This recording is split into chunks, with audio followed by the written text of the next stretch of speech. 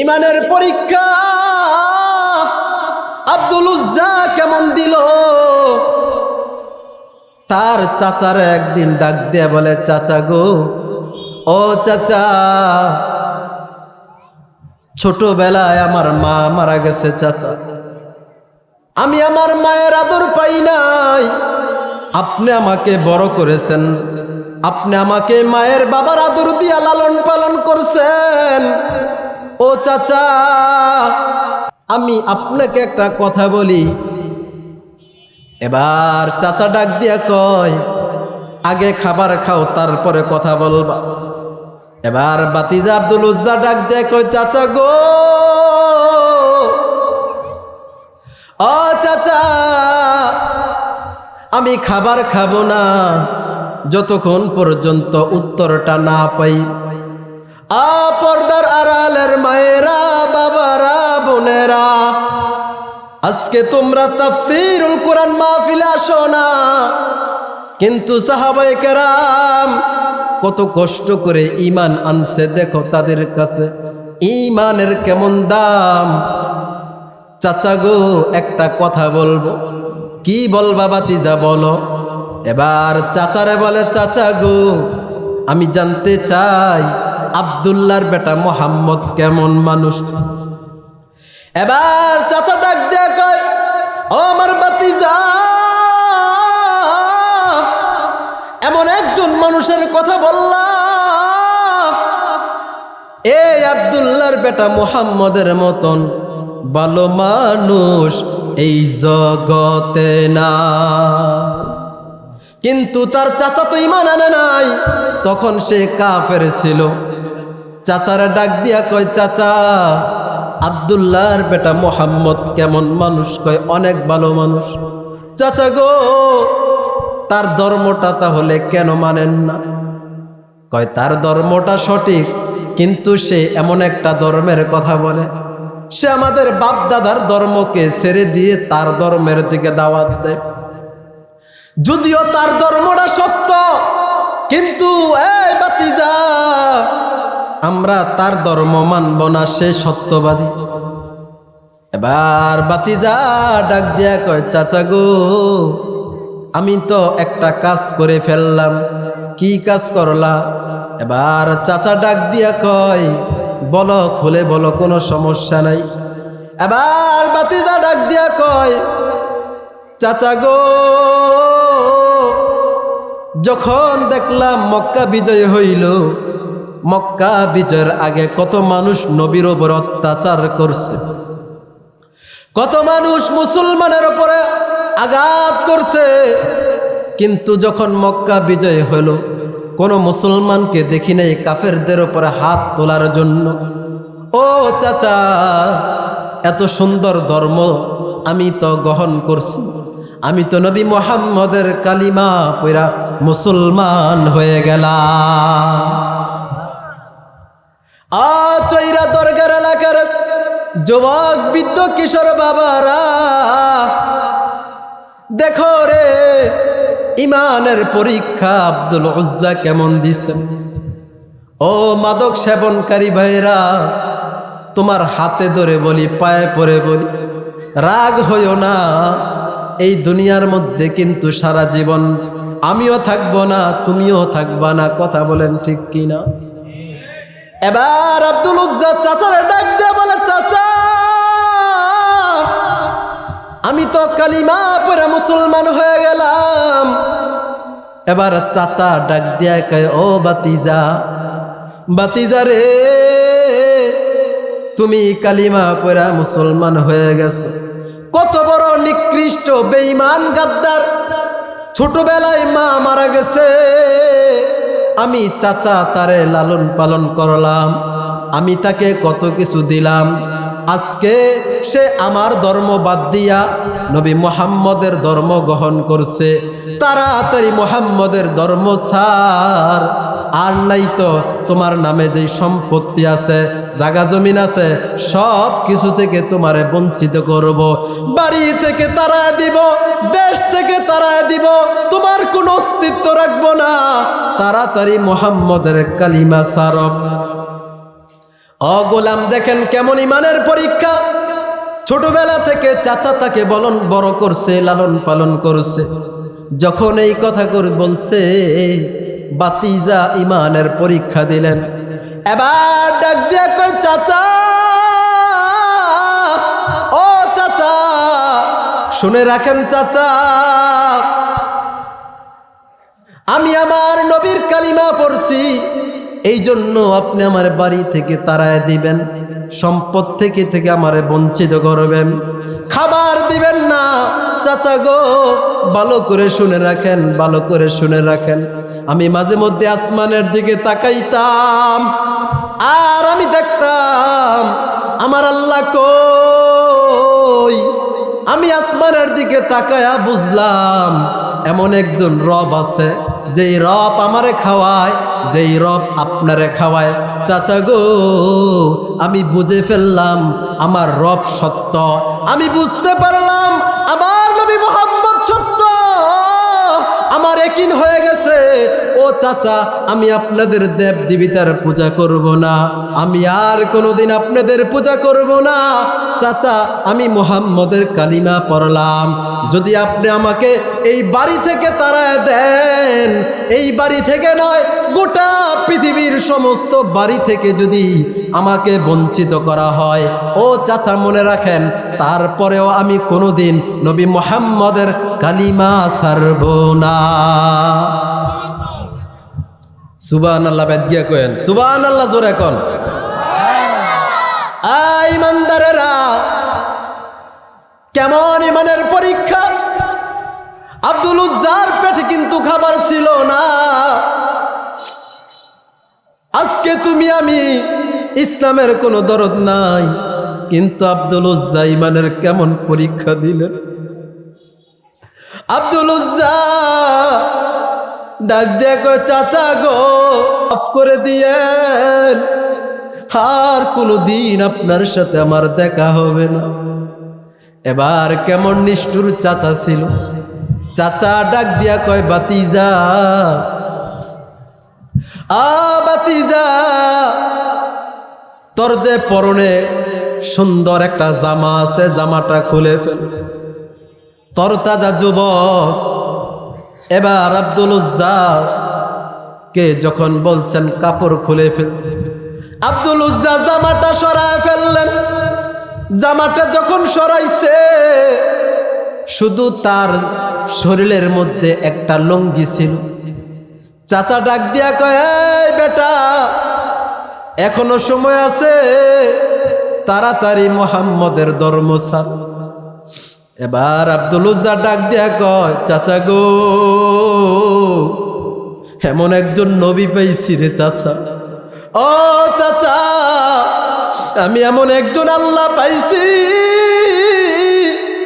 যদি আমার কিছু না থাকে, যদি আমার আল্লাহ থাকে, আমার নবী যদি থাকে, আমার আর কিছু লাগবে না। চাচা গো, আমি আর কোনোদিন নবী মুহাম্মদের কালিমা ছাড়ব না। শুধু তাই নয় রে ভাই, এবার আব্দুল উজ্জা জামাটাকে খুলে ফেললেন। কেমন ইমানের পরীক্ষা দিলেন। আব্দুল উজ্জা যখন জামা খুললেন, শুধু তার পরনের মধ্যে একটা লুঙ্গি ছিল। এই লুঙ্গি যখন ছিল, আব্দুল উজ্জার ডাক দিয়া কয়, এই লুঙ্গিটাও পরন থেকে খুলে ফেল। চাচা বাতিজা চাচারে ডাক দিয়া বলে, চাচা গো, আমি যদি লুঙ্গিটা খুলে ফেলি, আমার তো লজ্জাস্থান দেখবি, এটা তো আমার গুনাহ হবে, আল্লাহর কাছে তো হিসাব দিতে হবে। চাচা ডাক দিয়া বলে, কোনো কথা চলবে না, তাড়াতাড়ি লুঙ্গি খুলে ফেলো, লুঙ্গি খুলতে হবে। এবার চাচার কথায় আব্দুল উজ্জা আসমানের দিকে তাকাইছে। আল্লাহ, তুমি দেখো, তোমার দ্বীনের জন্য আল্লাহ আমার বাড়ি ছাড়তে হলো, আমার সম্পত্তি ছাড়তে হলো, আমার পরনের জামাটুকুও রেখে যাইতে হলো। এবার আসমানের দিকে তাকায়া আব্দুল উজ্জা তার পরনের জামাটাও খুলে ফেললেন।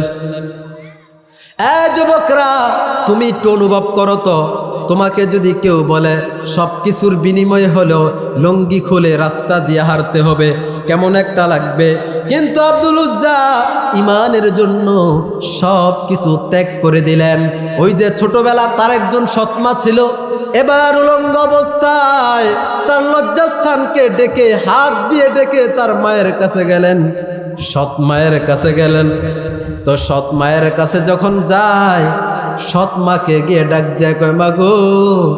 তার মা তার ডাকে সাড়া দেয় না, মনে করছে সম্পত্তির ভাগ চাইবে, কি জানি প্রয়োজন, কি জানি লাগবে চাইবে, এই জন্য মাকে ডাক দিছেন মা।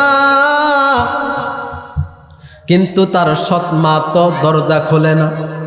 এবার বাড়ির দরজার বাহির থেকে ডাক দিয়ে বলছেন, মা গো, ও মা, আমি আজকে সম্পত্তির জন্য আসি নাই গো, আমার চাচা,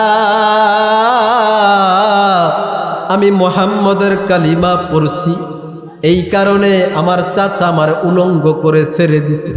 মা গো, আমি আসছিলাম, আমার যদি আপনি একটু কাপড় দিতেন, আমি আমার লজ্জাস্থানটা ডাকবো, আমি আমার লজ্জাস্থানটা ডেকে আমি নবীর দেশে চলে যাব গো মা।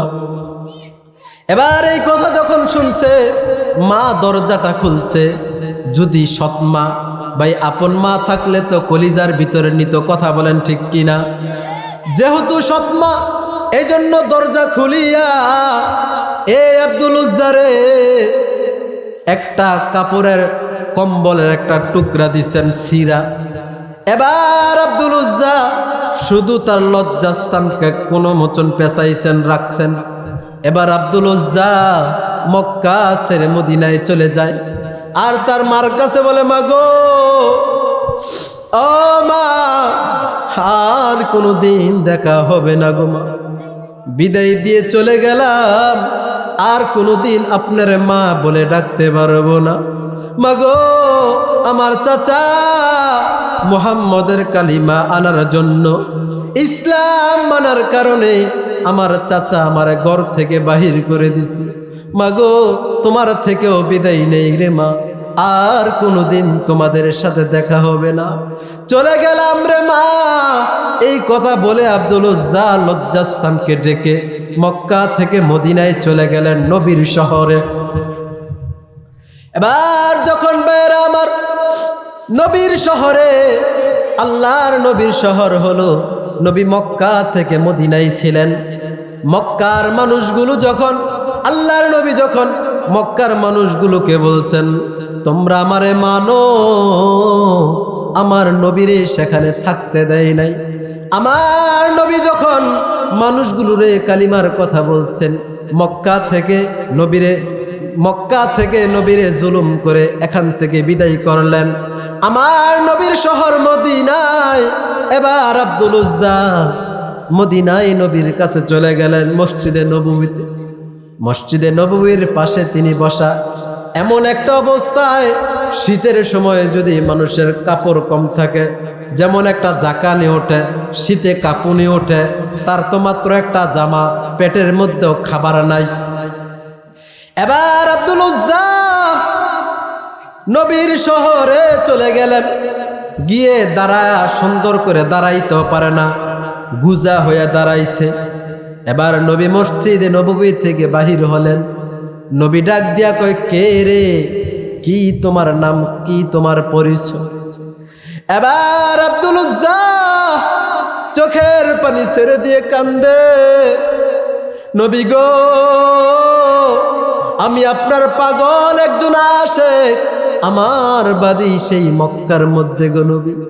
নবী গো, আমি আপনাদের প্রতি ঈমান আনার কারণে, আপনার প্রতি ঈমান আনার কারণে আমার চাচা আমার ঘর থেকে বাহির করে দিছেন। আমার চাচা আমারে উলঙ্গ করে বাড়ি থেকে বিদায় করে দিছেন। নবী গো, এখন আমি আপনার কাছে আসছি। যুবকরা দেখো, আমার নবী যুবকদেরকে কত ভালোবাসতেন। যারা মাদক সেবন করো, আসো না রে ভাই, আলেম ওলামাদের সোহবতে আসো, জীবন পরিবর্তন হয়ে যাবে। নেতার পিছনে ঘুরলে জীবন পরিবর্তন হবে না, একজন ইমামের পিছনে দাঁড়াও, আল্লাহ জীবনকে সুন্দর করে দিবে।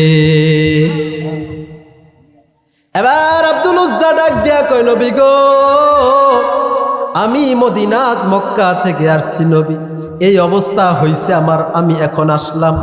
এবার আল্লাহর নবী তার বুকে জড়াইছেন আর বলছেন, সাহাবীরা রে, ও আমার সাহাবীরা, আমার আব্দুল উজ্জা জানি কতদিন যাবত খায় না। হ্যাঁ যুবক, কেমন একটা নবী পাইছিলা রে। ও পর্দার আড়ালের মায়েরা, আজকে তুমি রাস্তায় বেপরদায় চলো, অথচ নবী মায়ার নবী নারীদেরকে এত সম্মানিত করেছেন, এত ইজ্জত দিয়েছেন।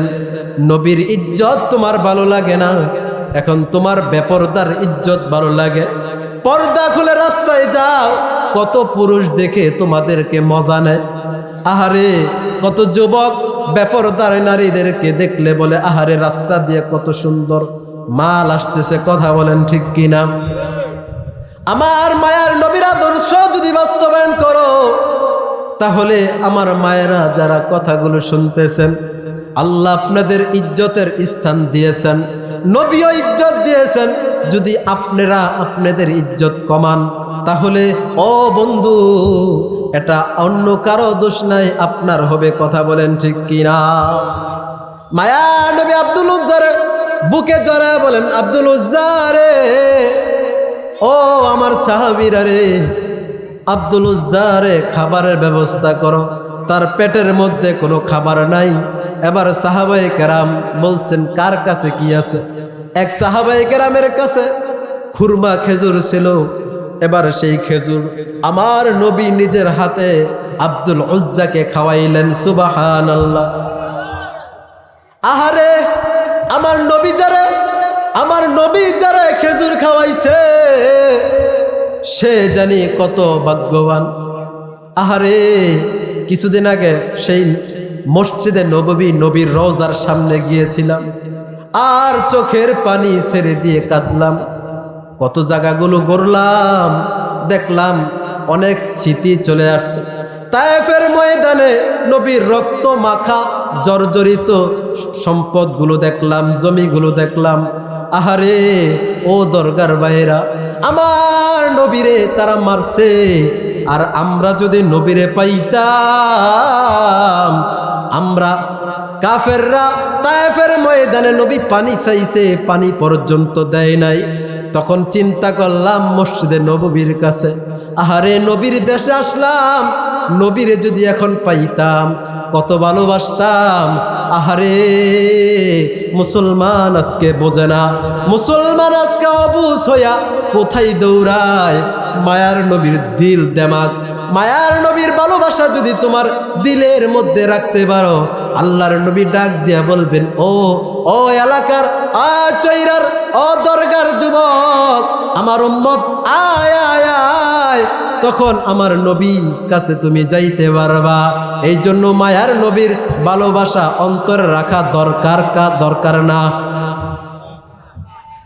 আল্লাহর গোলাম নবীর উম্মত, আমার নবী যারা নিজের হাতে খেজুর খাওয়ায় দিছে, এবার বলে, কার কাছে সুন্দর একটা জামা আছে? আমার আব্দুল উজ্জারে দেও। এবার আব্দুল উজ্জার এক সাহাবী সুন্দর একটা জামা দিছে। এবার আব্দুল উজ্জা জামাটা পরছে, খাবার খাইছে। এই যে এত কষ্ট করছে, আব্দুল উজ্জা বলে, নবী গো, আমি আপনারে আর কোনোদিন দেখি নাই, আজকে প্রথম আপনাকে দেখছি নবী গো। আমি কয়টা দিন হলো আমি পেটের মধ্যে কোনো খাবার দিতে পারি না। নবী গো, আমার চাচা আমারে খাবার দেয় না, আমার চাচা আমারে কাপড় দেয় নাই। নবী গো, এখন আপনি আমারে সব দিছেন। এই যে এত কষ্ট করে আসছি, আমার বাবাও নাই, মাও নাই। নবী, আপনার চেহারার দিকে তাকাইলাম,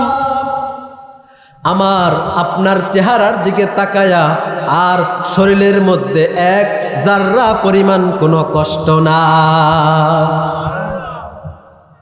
হযরত আনাস রাদিয়াল্লাহু তাআলা আনহুর মা একদিন নবীরে দাওয়াত দিয়েছিলেন। দাওয়াত দেওয়ার পরে যখন নবীরে দাওয়াত দিয়েছেন রাত্রেবেলা পূর্ণিমার চাঁদের সময়, হযরত আনাসের মা বলে, আমি আমার নবীরে যখন নাকি রাত্রেবেলা দাওয়াত দিলাম, দাওয়াত দেওয়ার সময় আমি আমার নবীর চেহারার দিকে তাকাইছি আর পূর্ণিমার চাঁদের দিকে তাকাইলাম। আমি দেখলাম পূর্ণিমার চাঁদের মধ্যে একটা দাগ আছে, কিন্তু আমার নবীর চেহারার মধ্যে বিন্দু মাত্র কোনো দাগ নাই। সেই নবীরে যখন আব্দুল উজ্জা দেখে বলে, নবী গো, আমার আর কোনো ব্যথা নাই, আমার আর কোনো দুঃখ নাই। এবার আমার নবী বলেন, তোমার নাম আব্দুল উজ্জা, এখন থেকে আমি তোমার নাম রেখে দিলাম আব্দুল্লাহ। এখন থেকে আব্দুল উজ্জার নাম হয়ে গেল আব্দুল্লাহ। কষ্ট হইতেছে নি আপনাদের? ওয়াজ বুঝতেছেন না ইনশাল্লাহ? নাম দিয়ে দিলেন আব্দুল্লাহ। মাঝে মধ্যে আমাদের কাছে মহল্লার কিছু মানুষ নাম চায় যে হুজুর নাম রাখেন, সুন্দর একটা নাম, আনকমন নাম, এমন একটা নাম রাখবেন যে আশপাশের কেউ যাতে রাখে নাই। তো বলছি সবচেয়ে উত্তম নাম রাখি। বলেন কি হুজুর? আমাকে আপনার ছেলের নাম রাখেন আব্দুল্লাহ, কারণ আব্দুল্লাহ এবং আব্দুর রহমান পৃথিবীর মধ্যে এই দুইটা নাম হলো সবচাইতে শ্রেষ্ঠ নাম। এই দুইটা নাম রাখতে পারেন। তো তারা বলে হুজুর নামটা সয়েজ হইল না। নামটা কি হইল না? সয়েজ হইল না। কই কেন? আব্দুল্লাহ আব্দুর রহমান সুন্দর নাম তো। কই হুজুর এটা তো সবাই রাখে। আমি বলছি আনকমন নাম রাখার লাইগা। আমি বলছি এর থেকে আনকমন আমাদের কাছে নাই, এগুলোই তো সুন্দর নাম। তো হুজুরের আর ভাল লাগছে না, হুজুরের পছন্দ হয় না। সে নাম রাখছে কিছুদিন পরে। তো জিজ্ঞাসা করলাম, পর হঠাৎ কোনো এক সময় দেখা হইলো, ভাই নাম কি? হুজুর নাম আনকমন রাখছি। কি নাম? নাম রাখছে বল্টু। আশপাশে এই নামটা খুব কম। নাম বল্টু, সেন্টু, মন্টু, কয় অনেক কম। আমনে কি কন? আব্দুর রহমান, আব্দুল্লাহ, এটা তো গ্রাম অভাব নাই। এই বল্টু আর সেন্টু, মন্টু অনেক কম আছে, এটা তাদের কাছে আনকমন নাম। এই হলো আমাদের সমাজের অবস্থা। অথচ কিয়ামতের ময়দানে আল্লাহ পাক নামের কারণেও অনেক মানুষকে জান্নাত দিয়ে দিবেন। সুবহানাল্লাহ। তাহলে আমার নবী নিজের হাতে, আমার নবী নিজের মুখে আব্দুল উজ্জার নাম দিয়েছেন আব্দুল্লাহ। এবার নবী ডাক দিয়ে, আব্দুল্লাহ, ও আব্দুল্লাহ, তোমার এবার কোনো চাহিদা আছেনি? এত কষ্ট করে আসলা, তুমি তোমার কোনো চাহিদা আমার কাছে আছে কিনা? এবার আব্দুল্লাহ, আব্দুল উজ্জা থেকে আব্দুল্লাহ আমার নবীরে বলে, নবী গো, আমার অনেকটা ইচ্ছা ছিল আমি বদরে যুদ্ধ করব, কিন্তু আমি বদরে যাইতে পারি নাই। নবী গো, আমার ইচ্ছা ছিল উহুদে যুদ্ধ করব, উহুদেও যাইতে পারি নাই। আমার ইচ্ছা ছিল খন্দকে যাব, খন্দকেও যাইতে পারি নাই। নবী গো, আমার একটা শেষ ইচ্ছা, সেই ইচ্ছাটা হলো আল্লাহ যেন আমারে শাহাদাতের মরণ দিয়া দেয়। সবাই শাহাদাতের মরণ কাম্য করবেন, আল্লাহর বলবেন আল্লাহ শাহাদাতের মৃত্যু চাই। এই যদি হিসাব চায় আল্লাহ, কেউ আছেন এখানে হিসাব দিতে পারবেন?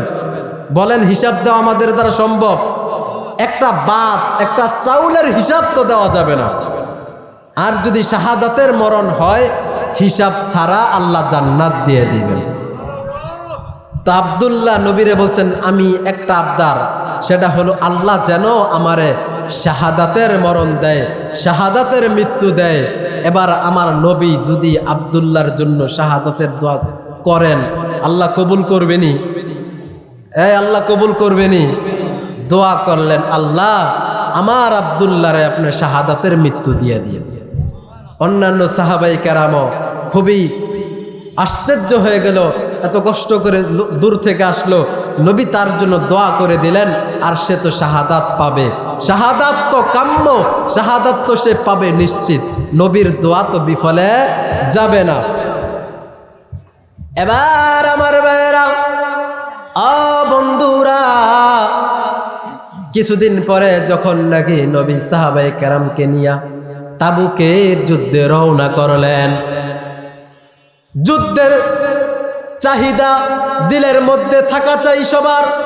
ও মায়েরা, যখন যুদ্ধের জন্য, ইসলাম রক্ষার জন্য, দেশ রক্ষার জন্য যদি আলেম ওলামারে ডাক দেয়, আপনি পরিবার হইয়া আপনার স্বামীকে, আপনার ছেলেকে আপনি যুদ্ধের জন্য উদ্বুদ্ধ করবেন।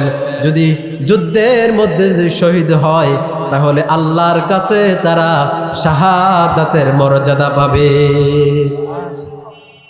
এবার আমার নবীর কাছে বলছেন আব্দুল্লাহ, নবী গো, আমি শুধু চাই আমার আল্লাহ যেন আমারে শাহাদাতের মৃত্যু দেয়। নবী দোয়া করে দিলেন। এবার রওনা করলেন, চললেন তো আল্লাহর রাস্তায় তাবুকের যুদ্ধে। কিন্তু এই আব্দুল্লাহ রাস্তার মধ্যেই, অর্ধেক রাস্তার মধ্যেই আব্দুল্লাহ দুনিয়া থেকে বিদায় নিয়ে চলে গেলেন। সবাই যুদ্ধ করলেন, কিন্তু আব্দুল্লাহ যুদ্ধ করতে পারে নাই। অন্যান্য সাহাবায়ে কেরাম বলে, ওগো নবী, আপনার আব্দুল্লাহ তো রাস্তার মধ্যে মারা গেছে, তার হুকুম কি? এবার আমার নবী বলে, সাহাবীরা রে, ও আমার সাহাবীরা, যারা নাকি রাস্তার মধ্যে মারা যায়, যারা নাকি যুদ্ধ করার জন্য রওনা করছে কিন্তু যুদ্ধ করতে পারে নাই, যুদ্ধ যদি নাও করতে পারে, যুদ্ধের জন্য যদি রওনা করে যদি রাস্তার মধ্যে মারা যায়, আল্লাহ তাআলা তাকে শাহাদাতের মৃত্যু দিবে। আমার নবী দোয়া করছিল শাহাদাতের দোয়া। এবার আব্দুল্লাহ শাহাদাত বরণ করছে। এবার আমার নবী বলেন, এই আব্দুল্লাহর তো মা নাই, বাবা নাই, আমি নিজের হাতে আব্দুল্লাহর জানাজার নামাজের ইমামতি করব। আহারে, আমার নবী যার জানাজার ইমামতি করছে সেই লোকটা কত ভাগ্যবান। এবার আমার নবী বলেন, এই আব্দুল্লাহর জন্য সব কিছু ব্যবস্থা করো, আমি নবী নিজে তার জানাজার ইমামতি করব। এবার আমার নবী আব্দুল্লাহর জানাজার নামাজ পড়াইলেন। এবার যখন আব্দুল্লাহর জানাজার নামাজ পড়াইলেন, জানাজার নামাজের পরে তাকে কবরের মধ্যে রাখবেন। এবার কবরের মধ্যে আমার নবী বলেন, এই আব্দুল্লাহ ইসলামের জন্য, ইমানের জন্য মক্কা থেকে মদিনায় আসছে, এই আব্দুল্লাহর কবরে শুধু আমি নামবো। সাহাবীরা রে, আমি আব্দুল্লাহর কবরের মধ্যে নামবো। এবার আমার নবী, আরে আব্দুল্লাহ কত দামি একজন আব্দুল্লাহ, আমার নবী যার কবরের মধ্যে নামছে। এবার আব্দুল্লাহর কবরের মধ্যে যখন নামলেন, নামার পরে আব্দুল্লাহর লাশটাকে নবী এভাবে কাঁধে নিলেন, আর আসমানের দিকে তাকায়া আমার মালিক রে বলে, আল্লাহ, ওগো মালিক, এই যে আব্দুল্লাহ এখন আমার রহমতের কোলে আছে, আমার কোলে আছে গো আল্লাহ, আমি এখন আপনার কুদরতি কোলে তুলে দিলাম, আমি আমার আব্দুল্লাহর প্রতি রাজি হয়ে গেলাম, আমি আমার আব্দুল্লাহর প্রতি খুশি হয়ে গেলাম। আল্লাহ, আপনিও আব্দুল্লাহর প্রতি রাজি হয়ে যান। আমার নবী যাকে রহমতের কোলে, আল্লাহর রহমতের কোলে যাকে ছেড়ে দিলেন ইসলামের জন্য, ইমানের জন্য, তো সেই আব্দুল্লাহর দামটা কেমন? অন্যান্য সাহাবায়ে কেরাম বলে, আব্দুল্লাহ রে, বলা বলি করতে লাগলো, আজকে যদি আব্দুল্লাহর জায়গা আমি হইতাম, আমার লাশটা নবী বলতো, আমি কোলে নিলাম আল্লাহ, তাকে রহমতের কোলে, আপনার রহমতের কোলে ছেড়ে দিলাম।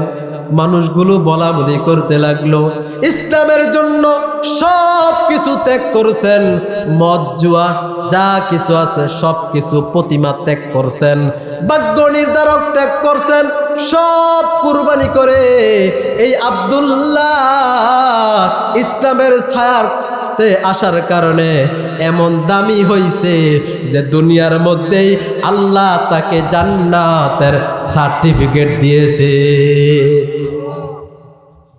আর আজকে তুমি আমি মাদক ব্যবসায় সেবনে ব্যস্ত হয়ে গেলাম, যারা খারাপ কাজ করে তাদেরকে সহযোগিতায় ব্যস্ত হয়ে গেলাম। কবরের মধ্যে কেমনে থাকবা রে ভাই? আব্দুল্লাহর জন্য তো আমার নবী দোয়া করছে, শাহাদাতের মৃত্যু হয়ে গেল। আব্দুল্লাহর জন্য তো আমার নবী হাত তুলছে, এখন তুমি তোমারে কে হাত তুলবে? কয় নবী বলেন আমি তো থাকবো না, তবে আমার উম্মতেরা যদি দুইটা জিনিসকে আঁকড়ে ধরতে পারে তাহলে তারা সফল হবে। এক নাম্বার কিতাবুল্লাহ, দুই নাম্বার সুন্নাতে রাসূলুল্লাহ। এই দুইটা জিনিসকে যদি আঁকড়ায় ধরতে পারে তাহলে আমার উম্মত কেউ পথভ্রষ্ট হবে না। ও বাবারা, ও ভাইরা, ও মায়েরা, যুবকরা, আল্লাহর কিতাবের মধ্যে আছে মদ, জুয়া, সব নেশাগ্রস্ত জিনিস থেকে মানুষ যদি বিরত থাকে তাহলে ওই মানুষটা সফল হয়ে যাবে। আব্দুল্লাহ যেই জান্নাতে যাবে, তুমি এগুলো থেকে মুক্ত থাকার কারণে আল্লাহ তোমাকেও সেই জান্নাতে দিবে। আজকে তো কবরের আমার ভয় নাই, আপনার ভয় নাই। আব্দুল্লাহরে নবী কবরে রাখছে। আহারে, কবরের কথা মনে হইলে চোখ থেকে পানি চলে আসার কথা। কিন্তু আমরা কেমন চোখ নিয়ে দুনিয়াতে আসলাম, কেমন দিল নিয়ে দুনিয়াতে আসলাম, আমাদের চোখে পানি আসে না। আমার বাবা মারা গেছে, এই জন্য আমি কাঁদি। আমার আত্মীয় মারা গেলে চোখ থেকে পানি আসে, কিন্তু আমার কবরের ভয়ে আমার চোখ থেকে কোনো পানি আসে না। কেমনে কবরের পাশ দিয়ে মানুষ চলে যায় অথচ কোনো দোয়া করে না। আল্লাহ রাসূল বলেন, আল কবর রাউযাতুম মিন রিয়াজিল জান্নাহ আও হুফরাতুম মিন হুফারিন নার। কবরটা হলো এমন, এই কবরের মধ্যে আল্লাহ পাক কারো জন্য জান্নাতের ফুল বাগান করে দিবে, আর কারো জন্য কবরটাকে জাহান্নামের গর্ত বানায় দিবে। আজকে তো আমার আপনার কবরের কোনো ফিকির নাই, কিন্তু আল্লাহর নবীর একজন সাহাবী হযরত ওসমান যখন তিনি কবরের পাশ দিয়ে যাইতেন, এই কবরের পাশ দিয়ে যখন তিনি যাইতেন তখন তিনি এমনভাবে কাঁদতেন আর আল্লাহরে বলতেন, আল্লাহ আমারে কবরের আযাব থেকে মাফ করে দেন। অন্যান্য সাহাবায়ে কেরাম বলে, ওসমান আপনার তো কোনো ভয় নাই। ওসমান আবার কে? ওসমান হলো নবীর খলিফা। নবী আলাইহিস সালাতু ওয়াস সালাম যখন চলে গেলেন, তৃতীয় খলিফা হযরত ওসমান। শুধু তাই নয়, মুসলমানের মধ্যে নবীজির দুইজন মেয়েকে যিনি বিবাহ করেছেন তিনি হলেন ওসমান। কবরের পাশ দিয়ে যখন ওসমান যায়, অন্যান্য সাহাবায়ে কেরাম বলে, ইয়া রাসূলুল্লাহ, ইয়া হাবিবাল্লাহ, আপনার ওসমান এভাবে কান্দে। ওসমানরা বলছেন, ওসমান তুমি এভাবে কান্দো কেন? তুমি তো জান্নাতি একটা লোক। এবার ওসমান ডাক দিয়া কয়, সাহাবীরা রে, আমি এই জন্যই কাঁদি রে সাহাবী। আমার নবী বলছে, এই কবরের মধ্যে যদি, এই কবরের পাশ দিয়ে যদি কেউ যায়, এই কবরের মধ্যে যখন আমার আল্লাহ রাখবে, রাখার পরে যদি আমার আল্লাহ কবর থেকে আমাদেরকে মুক্ত করে দেয়, কবর থেকে যদি আমার আল্লাহ মাফ করে দেয়, তাহলে আমার পরবর্তী গাঁটিয়াগুলো সহজ হয়ে যাবে। এই জন্য আমি ওসমান এভাবে কাঁদি। সাহাবায়ে কেরাম বলে, ওসমান আল্লাহ তো আপনাকে জান্নাতের সার্টিফিকেট দিয়েছেন, আপনি তো জান্নাতের সার্টিফিকেট পাইবেন, পেয়েছেন, আপনার কাদা লাগবে না। ওসমান বলে, ভাইরে, যে আল্লাহ জান্নাতের সার্টিফিকেট দিছে, এমনও হইতে পারে দুনিয়ার গুনাহ করার কারণে আমার আল্লাহ আবার জাহান্নামের সার্টিফিকেট দিতে পারে। আরে আল্লাহর গোলাম নবীর উম্মত, শুধু তাই নয়, সময় সংক্ষিপ্ত, এই কবর থেকে আবার আমরা হাসরের ময়দানে উঠব। মানুষগুলো শুধু এলোমেলো তাকাইবে। মানুষগুলোর অবস্থা কেমন হবে? হাসরের মাঠে 50,000 বছর মানুষগুলো যখন দাঁড়িয়ে থাকবে, আর বলবে বাঁচাও, কেউ বাঁচাইবে না। আমার আপনার নবী নবী মুহাম্মদুর রাসূলুল্লাহ আমাদেরকে বাঁচাইবেন। নবীর কাছে গিয়ে বলবো, নবী গো আমাদের জন্য একটু সুপারিশ করেন। এবার নবী কাঁদবে, আমার আল্লাহর বলবে, আল্লাহ আমি চাই আমার উম্মতগুলো জান্নাতে যাক। এবার আমার নবীর চোখের পানির বিনিময়ে, আল্লাহর নবীর চোখের পানির বিনিময়ে যারা খাঁটি নবীর উম্মত ছিলাম, আল্লাহ পাক এই কথা বলবেন, আজকে আপনি যাকে উম্মত বলে স্বীকার করবেন, আমি আল্লাহ তাকে বান্দা বইলা জান্নাত দিয়ে দিব। যখন আল্লাহর বান্দারা জান্নাতে যাবে, সব কিছু দেওয়া হবে, তখন আমার আল্লাহ বলবে, এ জান্নাতীরা, তোমাদের কাছে তোমরা আমার কাছে আর কিছু চাও কিনা? তখন জান্নাতি ব্যক্তিরা আল্লাহর কাছে বলবে, আল্লাহ শুধু চাই আপনাকে একটা নজর দেখতে। আল্লাহ আপনাকে না দেখে আল্লাহ নামাজ পড়ছি, ঈমান আনছি, আল্লাহ শুধু চাই আপনাকে দেখব। কেমন মজা হবে! জান্নাতে মানুষগুলো আল্লাহকে দেখার আবদার করবে, বলবে, আল্লাহ তোমারে পাওয়ার জন্য উজানির ময়দানে গেলাম, তোমারে পাওয়ার জন্য টঙ্গীর ময়দানে গেলাম, আল্লাহ তোমারে পাওয়ার জন্য চরমুনায়ের কুতুবের দরবারে গেলাম, আল্লাহ এখন শুধু তোমার একটু দেখতে চাই। এবার আমার আল্লাহ বলবে, ফেরেশতারা রে, ও আমার ফেরেশতারা, নুরানি পর্দা সরায় দাও, আমার বান্দারা আজকে নিজের চোখে আমারে দেখবে। কেমন একটা আনন্দ হবে, কেমন মজা হবে! তখন ফেরেশতা নুরানি পর্দা সরায় দিবে। সরানোর পরে মানুষগুলো আল্লাহর দিকে তাকায় থাকবে। আল্লাহু আকবার, আল্লাহু আকবার। 1 মিনিটের মধ্যে ফিনিশিং দিয়ে দিচ্ছে রে বাবা। এই জান্নাতি ব্যক্তিরা যখন আমার আল্লাহর চেহারা দেখবে, আল্লাহ আমাদের সবাইকে তোমার চেহারা দেখার তৌফিক দিয়ে দাও। এবার যখন আল্লাহর চেহারার দিকে মানুষগুলো তাকায় থাকবে, ফেরেশতারা যখন নুরানি পর্দা সরাইবে, তখন মানুষগুলো আল্লাহর চেহারার দিকে তাকাইবে। আল্লাহর চেহারার দিকে তাকায়া মানুষগুলো 1 দিন নয়, 2 দিন নয়, 70,000 বছর আমার আল্লাহর চেহারার দিকে তাকায়া আমার আল্লাহকে দেখবে। 1 জাররা পরিমাণ চোখের পলক পড়বে না। আল্লাহ পাক রব্বুল আলামিন আমাদের সকলকে সেই জান্নাতি ব্যক্তি যেন হইতে পারে। যেই সমস্ত কথা বললাম, আল্লাহ পাক আমাদের মাদক থেকে আমাদের আহাল পরিবার পরিজন আত্মীয় স্বজন সবাইকে হেফাজত করুক, এবং যা বললাম আমাকে এবং আপনাদের সকলকে পর্দা আড়ালের মা বোনদেরকে আমল করার তৌফিক দান করুক। সকলের কাছে দোয়া চাই, ইখলাসের নিয়তে যেন গোটা পৃথিবীতে কোরআনের পয়গাম সহি কথাগুলো মানুষদেরকে বলতে পারি। দোয়া করবেন তো ইনশাআল্লাহ? আপনাদের জন্য মন ভরে দোয়া থাকবে। আল্লাহ পাক আমাদের সবাইকে কবুল করুক।